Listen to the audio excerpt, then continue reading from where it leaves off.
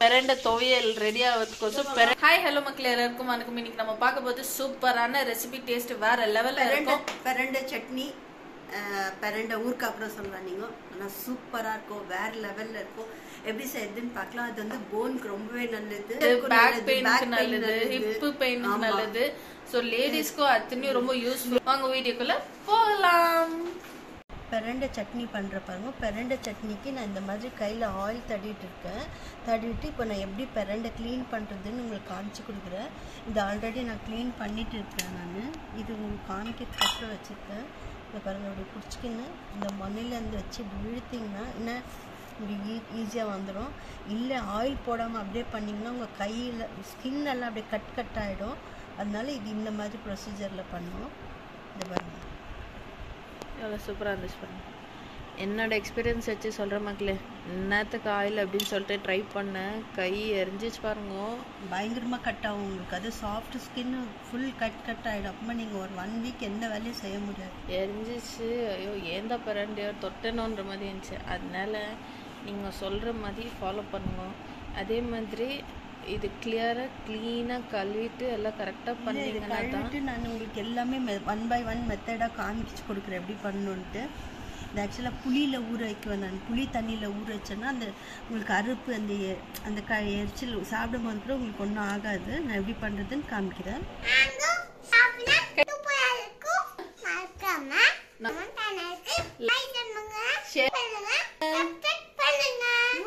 அப்பதான்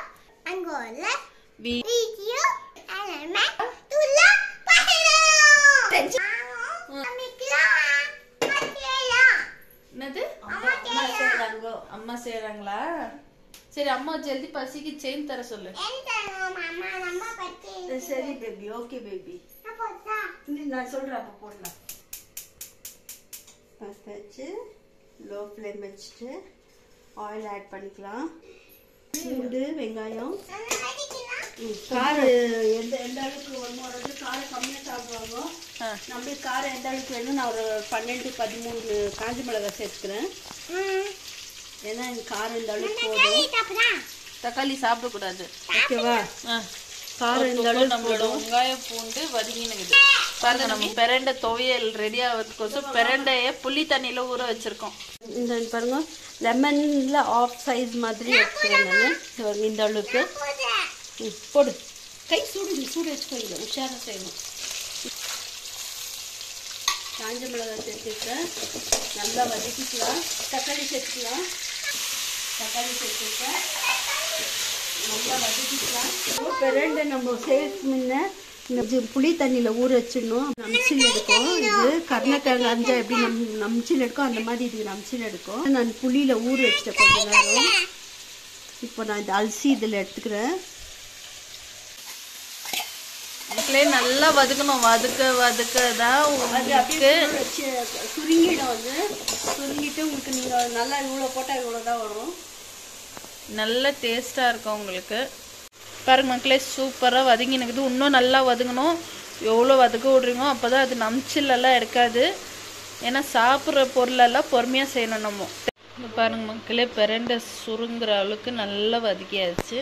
அது நல்லா குட்டி ஆகிற அளவுக்கு வதங்கிட்டு கொஞ்ச நேரம் ஆற விட்டுட்டு மிக்சியில் போட்டு அரைச்சி எடுத்துக்கலாம். அதுக்குன்னு முடிஞ்சிச்சின்னு போயிடாதீங்க. எங்களுக்கு ட்விஸ்ட் எங்கே ஒன்றுமா இருக்கும், அதனால என்றைக்கோ பாருங்கள்.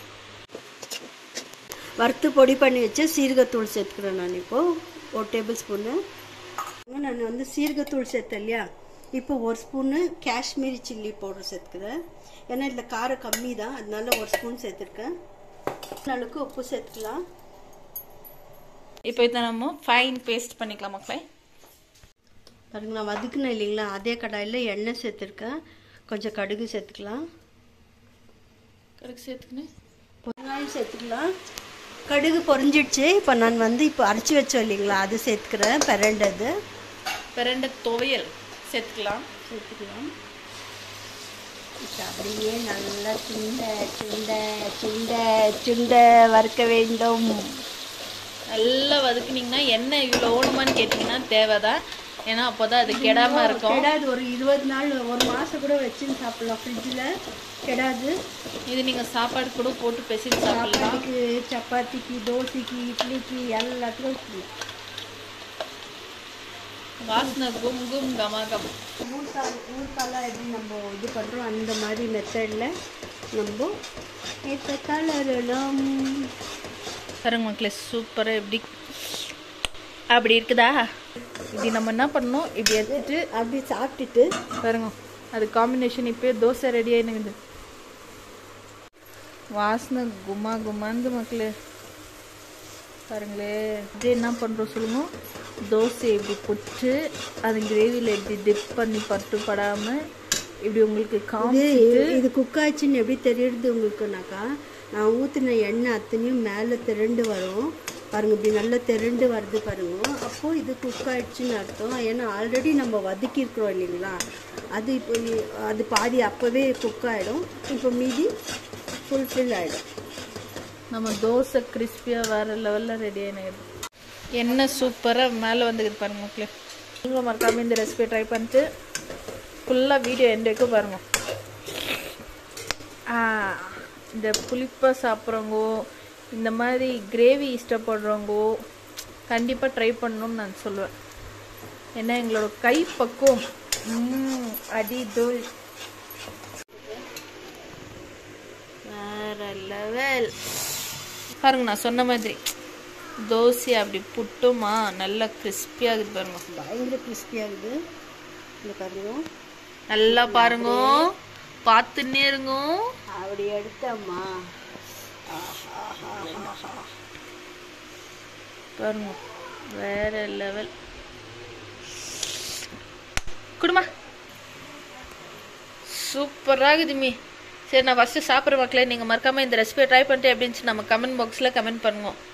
அல்டிமேட் ஆகுது டேஸ்ட்டு. இன்னும் கொஞ்சம் எடுத்து சாப்பிட்லான்னு இருக்கிறேன். ஸோ நீங்களும் மறக்காமல் இந்த ரெசிபியை ட்ரை பண்ணிட்டு எப்படி இருந்துச்சு நம்ம கமெண்ட் பாக்ஸில் கமெண்ட் பண்ணுவோம். டேஸ்ட் அடி தூள். நான் இப்போ பிஸியாக சாப்பிட போகிறேன், எங்களை டிஸ்டர்ப் பண்ணாதீங்க யாரும். டேஸ்ட் வேறு லெவலில் இருக்குது.